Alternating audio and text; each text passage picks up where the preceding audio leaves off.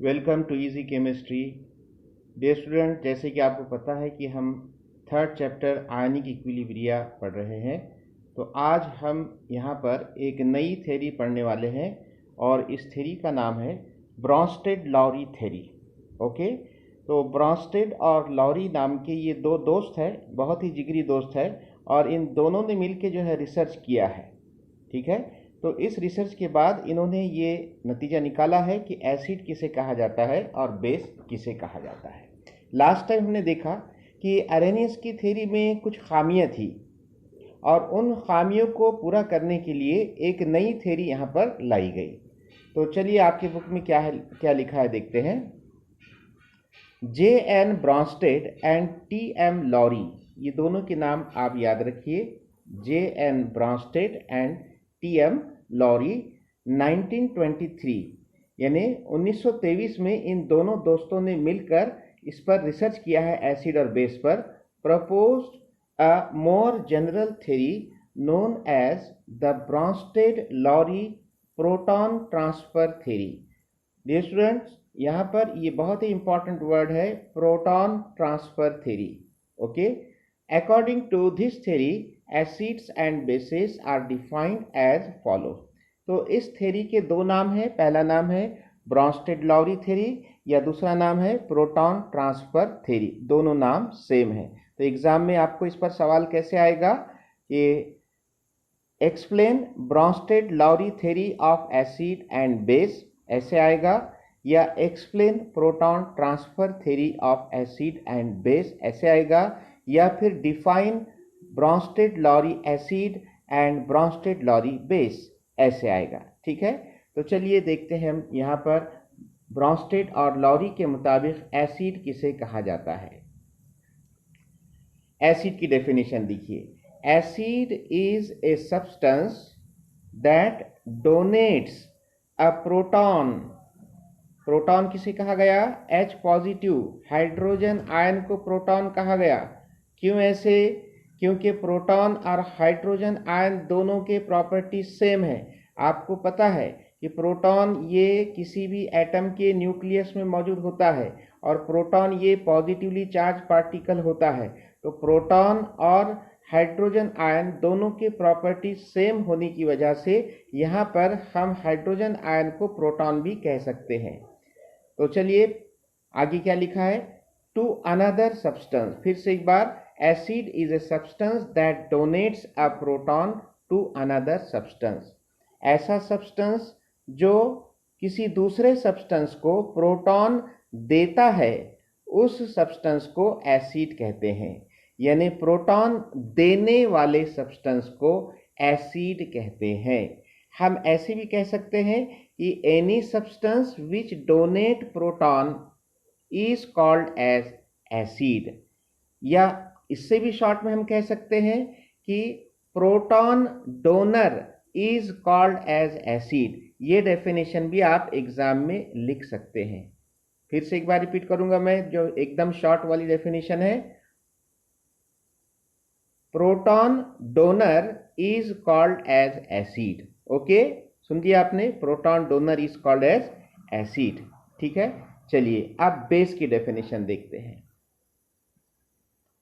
Base is a substance that accepts यानी कबूल करता है, दैट एक्सेप्ट्स अ प्रोटॉन। फिर प्रोटॉन किसे कहा गया है? H पॉजिटिव यानी हाइड्रोजन आयन को प्रोटॉन कहा गया है, फ्रॉम अनदर सब्सटेंस। क्या मतलब है इसका? कोई भी ऐसा सब्सटेंस जो किसी दूसरे सब्सटेंस से प्रोटॉन एक्सेप्ट करता है, प्रोटॉन को कबूल करता है, तो उसे हम क्या कहेंगे? बेस कहेंगे।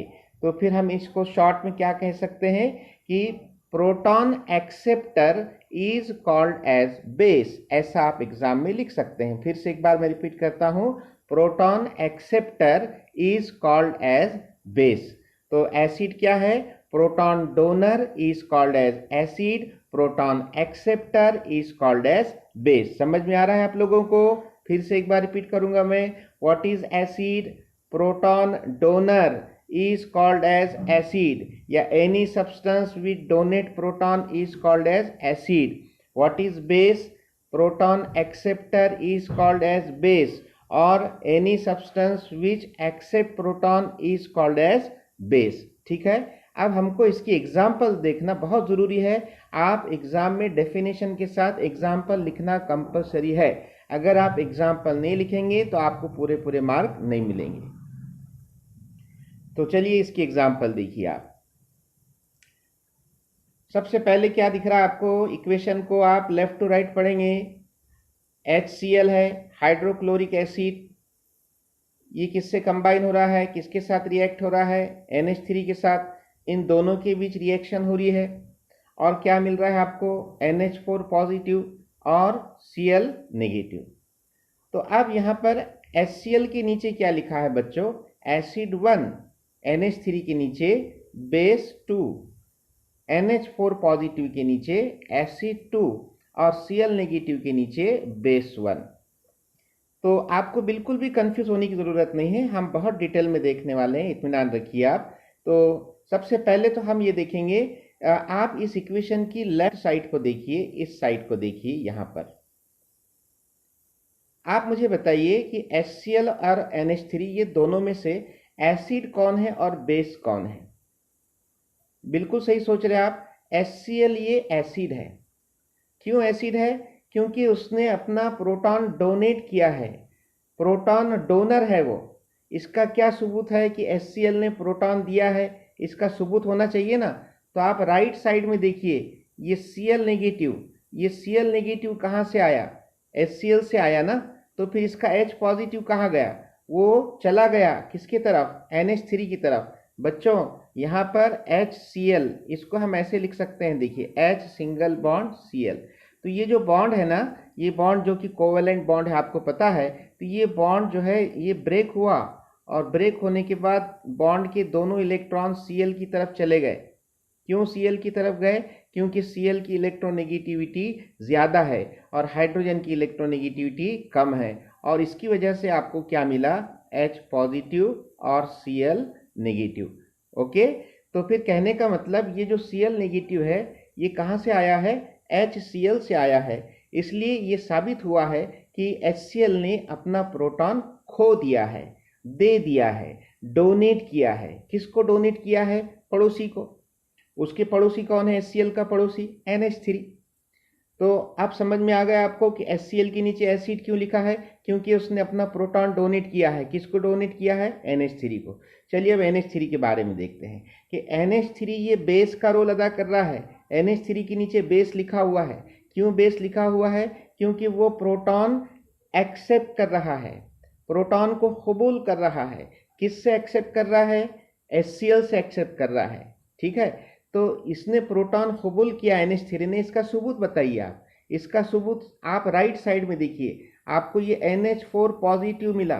तो ये NH4 पॉजिटिव कहाँ से आया होगा, बोलिए, HCl से आया कि NH3 से आया, NH3 से आया ना.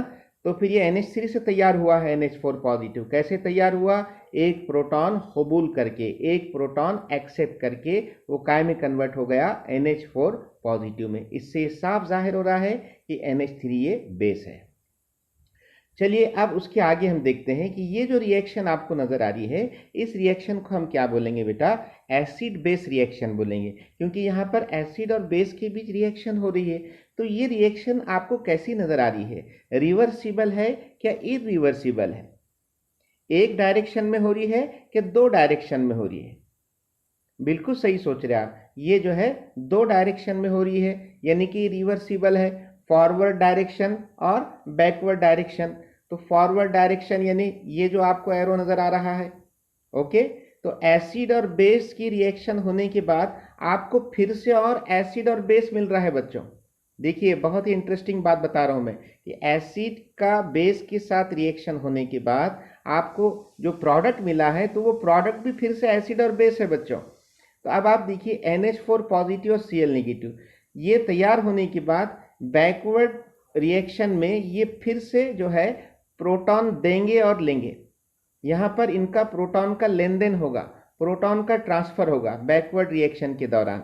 तो अब आप इसको देखिए ध्यान से, NH4 पॉजिटिव और Cl नेगेटिव. आप मुझे ये बताओ बेटा कि Cl नेगेटिव इसमें कौन सी खासियत आपको नजर आ रही है, ये प्रोटॉन देने वाला बनेगा क्या प्रोटॉन लेने वाला बनेगा? उसके पास प्रोटॉन नजर आ रहा है क्या? नहीं ना। तो उसको क्या चाहिए? प्रोटॉन चाहिए, तो वो प्रोटॉन एक्सेप्ट करेगा। तो Cl नेगेटिव ये प्रोटॉन एक्सेप्टर बन रहा है। उसने प्रोटॉन एक्सेप्ट किया, किससे? उसके पड़ोसी से। उसका पड़ोसी कौन है? NH4 positive. ओके, तो यहाँ पर Cl नेगेटिव प्रोटॉन एक्सेप्टर है और इसीलिए उसके नीचे यहाँ पर बेस लिखा है। क्यों बेस लिखा है? क्योंकि Cl नेगेटिव प्रोटॉन एक्सेप्टर है। तो इसने प्रोटॉन किससे एक्सेप्ट किया? उसके पड़ोसी से। उसका पड़ोसी कौन है? NH4 positive. तो NH4 पॉजिटिव ये प्रोटॉन डोनर है, ये प्रोटॉन दे रहा है। किसको दे रहा है? Cl नेगेटिव को। ओके, तो यहां पर इसलिए NH4 पॉजिटिव को आप क्या बोलेंगे? एसिड, क्योंकि प्रोटॉन दे रहा है। अब आप बोलेंगे सर इसका सबूत बताओ। इसका क्या सबूत है कि NH4 पॉजिटिव ने प्रोटॉन दिया, और इसका क्या सबूत है कि Cl नेगेटिव ने प्रोटॉन लिया? तो इसके लिए आप बैकवर्ड रिएक्शन देखो। देखो बच्चों ध्यान से, Cl नेगेटिव एक प्रोटॉन कबूल करके फिर से काय में कन्वर्ट हो गया, HCl में कन्वर्ट हो गया। NH4 पॉजिटिव एक प्रोटॉन देकर फिर से काय में कन्वर्ट हो गया बच्चों? NH3 में कन्वर्ट हो गया। इसका मतलब यहाँ पर प्रोटॉन का देन और लेन हुआ है या लेन देन हुआ है। NH4 पॉजिटिव ने प्रोटॉन दिया है, इसलिए उसे एसिड बोलेंगे। Cl नेगेटिव ने प्रोटॉन लिया है, इसलिए उसे बेस कहेंगे। अब दूसरा एक सवाल हमारे माइंड में तैयार हो रहा है कि ये एसिड 1 बेस 2 एसिड 2 बेस 1 ऐसे क्यों लिखा है? तो बच्चों आप हमेशा के लिए याद रखिए, जब कभी आप एसिड और बेस के बीच में रिएक्शन करेंगे तो वो रिएक्शन रिवर्सिबल होगी। पहली बात, दो डायरेक्शन में होगी, और वहां पर आप जो है जो नंबरिंग देंगे तो नंबरिंग का तरीका ये हमेशा के लिए फिक्स है। कैसा नंबर देंगे आप? 1 2 2 1 1 2 2 1। बच्चों आपको मालूम है हाई स्कूल में आप पीटी में ये हाथ ऊपर नीचे करते थे। पीटी करते वक्त आपके जो पीटी के सर है फिजिकल एजुकेशन के, आपको बोलते थे 1 2 2 1। तो वही है बच्चों, यहाँ पर आप ऐसे ही याद रखिए इसको। कैसे याद रखेंगे? सबसे पहले क्या आया? 1, उसके बाद 2, उसके बाद 2, उसके बाद 1। क्या बोलेंगे? 1 2 2 1।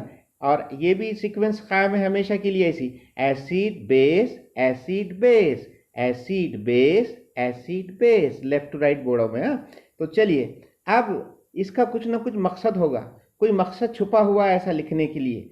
क्यों लिख रहे हैं हम ऐसा 1 2 2 1 क्यों लिख रहे हैं? तो इसका रीजन हम यहां पर देखेंगे। चलिए आगे क्या लिखा है देखिए। In the above reaction HCl and NH4 positive, HCl and NH4 positive, यहां पर देखिए ये NH4 पॉजिटिव और ये HCl आर प्रोटॉन डोनर। सही बात है, HCl ये प्रोटॉन डोनर है, और इधर लेफ्ट साइड में HCl प्रोटॉन डोनर है, राइट साइड में NH4 पॉजिटिव प्रोटॉन डोनर है। सही है ना? And act as acid. तो यहां पर इस रिएक्शन में दो एसिड है, तो ये दो एसिड बताने के लिए हमने नंबर दिया, एसिड नंबर 1 और एसिड नंबर 2, एसिड 1 एसिड 2। चलिए आगे, the NH3 and Cl negative are proton acceptor. सही है क्या?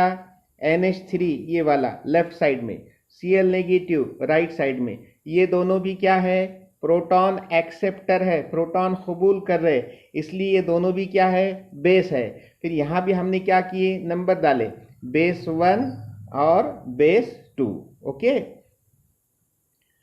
further it follows that the products of the Bronsted-Lowry acid base reactions are acids and bases। ये बात मैंने पहले बताई कि यहाँ पर ब्रॉन्स्टेड लॉरी के मुताबिक एसिड और बेस के बीच रिएक्शन होने के बाद जो प्रोडक्ट मिलेंगे वो भी एसिड और बेस ही रहेंगे। ओके, समझ में आ रही है बात? हाँ, तो चलिए अब हम आगे देखते हैं। अब यहां पर फिर से हमने वही एग्जाम्पल ली है, तो अब यहां पर आपको दो डेफिनेशन करना है बच्चों। The base produced by accepting the proton from N acid is the conjugate base of that acid. Okay, इसको हम समझने की कोशिश करेंगे बच्चों।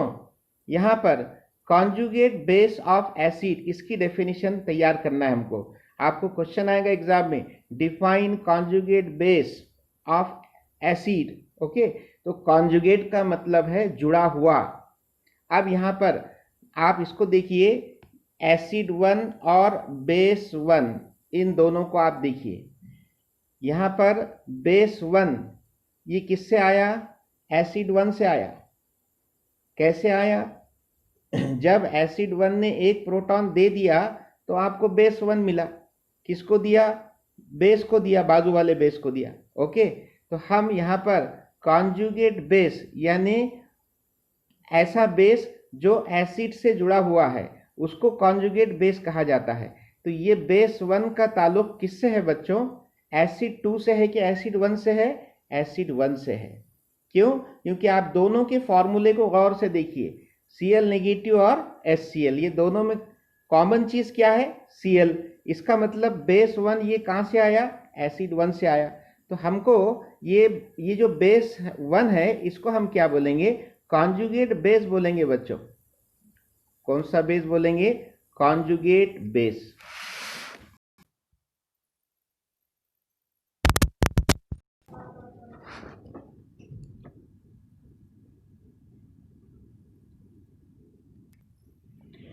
आपको क्वेश्चन क्या आएगा? Define conjugate base. तो चलिए मैं आसान जबान में जो है इसकी डेफिनेशन तैयार करता हूं। आप आपके नोटबुक में जल्दी से लिख लीजिए फटाफट। डिफाइन कॉन्जुगेट बेस, इसकी डेफिनेशन आप एग्जाम में क्या लिखेंगे? The base which is produce from acid, the base which is produce from acid, okay, when acid donates proton।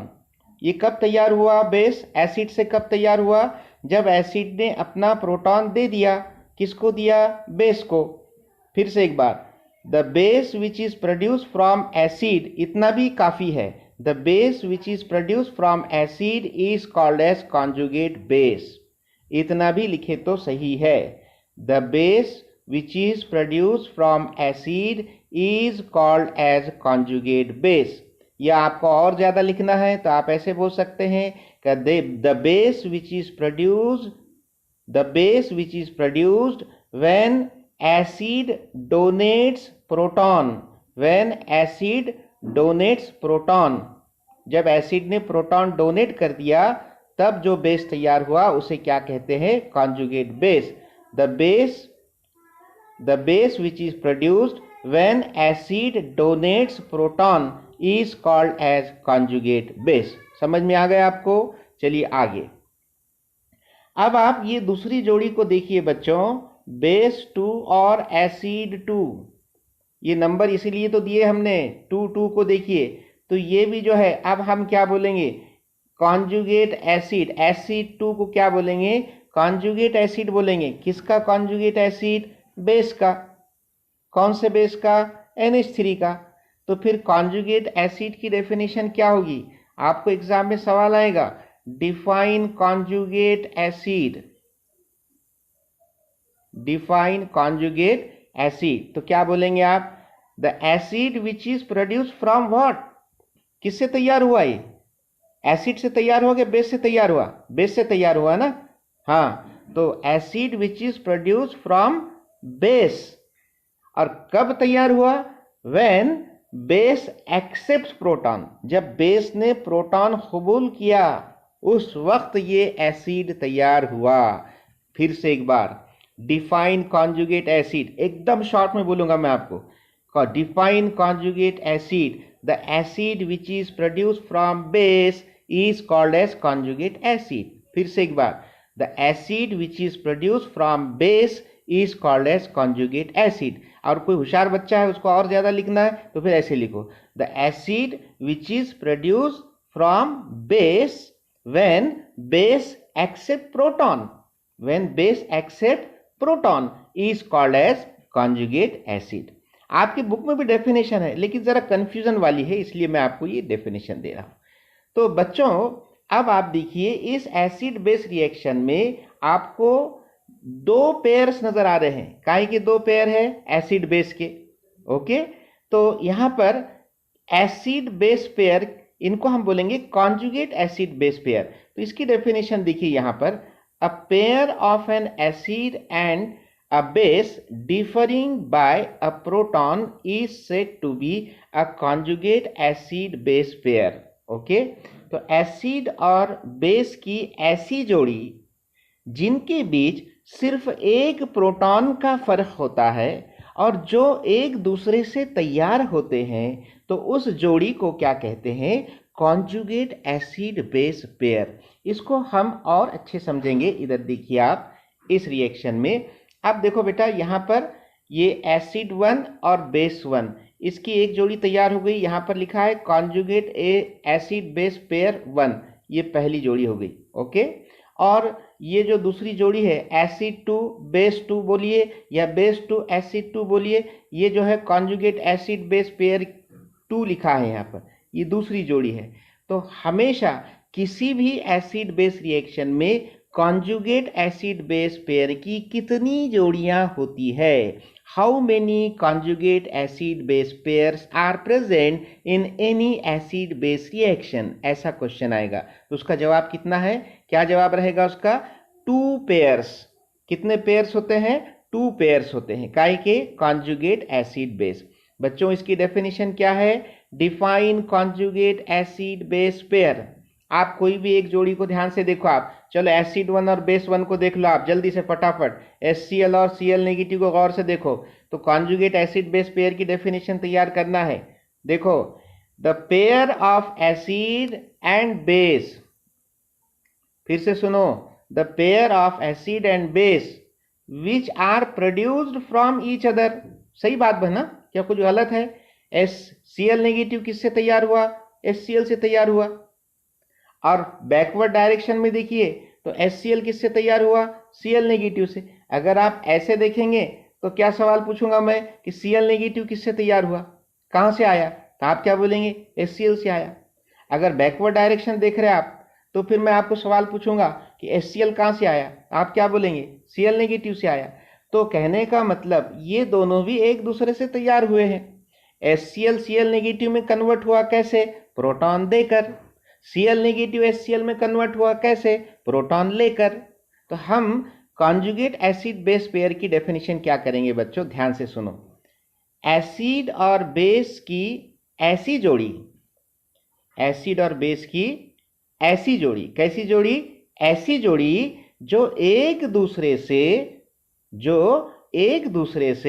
Proton देकर या प्रोटॉन लेकर तैयार होती है। प्रोटॉन देकर या प्रोटॉन लेकर तैयार होती है, तब उस जोड़ी को कॉन्जुगेट एसिड बेस पेयर कहते हैं। अब मैं इंग्लिश में बोलूंगा, ध्यान से सुनिएगा कि pair of acid and base which are produced from each other by transfer of one proton, ऐसे बोलिए, या by donating and accepting 1 proton, ऐसे बोल सकते हैं आप, is called as conjugate acid base pair. Okay, समझ में आ गया आपको ये? तो यहां पर ये बहुत ही इंपॉर्टेंट कंसेप्ट थी कॉन्जुगेट एसिड बेस पेयर की। और मैं एक जनरलाइज बोलूंगा कि हर एक एसिड का कॉन्जुगेट बेस होता है और हर एक बेस का कॉन्जुगेट एसिड होता है। फिर से एक बार, हर एक एसिड का क्या होता है? कॉन्जुगेट बेस होता है और हर एक बेस का कॉन्जुगेट एसिड होता है। कहने का मतलब हर एक एसिड से बेस तैयार हो सकता है और हर एक बेस से एसिड तैयार हो सकता है। तो उम्मीद करता हूं मैं कि मेरा ये लेक्चर आपको बहुत अच्छी तरह समझ में आ गया होगा। अगर समझ में आ गया है तो इस वीडियो को आप लाइक कीजिए, चैनल को सब्सक्राइब कीजिए, वीडियो को शेयर कीजिए। तो मिलते हैं एक नए वीडियो के साथ, तब तक के लिए गुड बाय।